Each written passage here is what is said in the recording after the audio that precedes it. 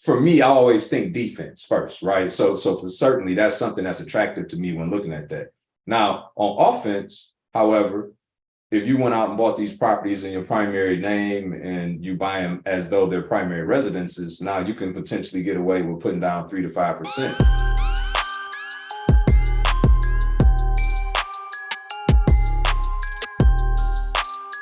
My question is, when analyzing comps for ARV, what factors should we consider to determine if a distressed property is can match those actual comps in that area?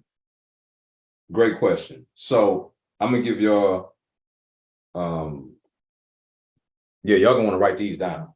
Okay, I'm just gonna give them all to you. Key Bass, I'm gonna tell you. So you want the property to be within a half mile of your subject property. Okay, you're gonna want that thing to be plus or minus 10 years of the subject property. So if it was built in 1957, then you're going to want to look at comps from 1967 to 1947, right? You're going to look at plus or minus 500 square feet. So if it's 2,000 square feet, you want to look up to 2,500 and down to 1,500. Your better comps are going to be, plus or minus 300, but an appraiser will go out 500. And then you want to look at the bed bath count, right? So your bed bath count should be very similar. Like if it's a 4-2, then you want to look at other 4-2s. If it's a 3-1, you want to look at other 3-1. Is it on a busy road or not is important. Does it have a garage? No garage is important. Is it a basement? No basement. That's important.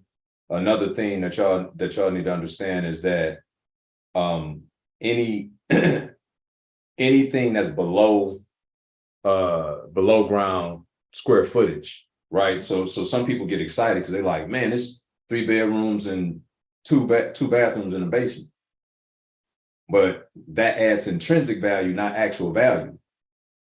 An appraiser assesses a property based off of above ground heated square footage, not what's in the basement. Now, whomever is buying that property may find that to be advantageous because there's 1 bathroom upstairs and 3 people got to go. You know what I'm saying? Having 2 bathrooms in the basement is a plus at that point. But that's not captured in the actual value. And so people get off on this high, oh, my house is better than theirs. It got 2. I finished the basement. I got 3. It's like, yeah, but that's not counted. So those are, I may be missing a couple. I don't know. I teach a whole hour-long course on this inside the program, but that's if you get those, you in a great spot. Okay, I think I checked all of them off the box. And then there's other nuance, right? Maybe another couple, but those are the main ones for sure, right? The square footage, the year built, the bed bath count is important. Architectural style. Right. If it's brick, you need to compare with brick. You can't compare a frame to a brick, right? It's all of that. I do want to add to that question as well. From a aesthetic standpoint, does that play a big part also in the ARV? Could. In terms of cosmetics? It could.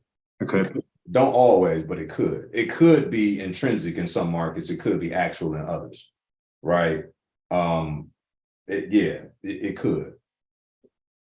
And I'm trying not to get too far in the weeds because I don't want to back to what we talked about before, right? How I can give you a sound bite and then there's other nuance, right? So it's like it's other nuance. I don't want to go down a rabbit hole, but if you stay within the framework of what I just told you, you'll be in pretty good shape as a starting point. You will know enough now to know when Malik goes and talk to his agent, right? When Mel goes and talk to his agent, when Willie goes and talk to, you will know now, at least when your agent send you the data, if it's good data or not.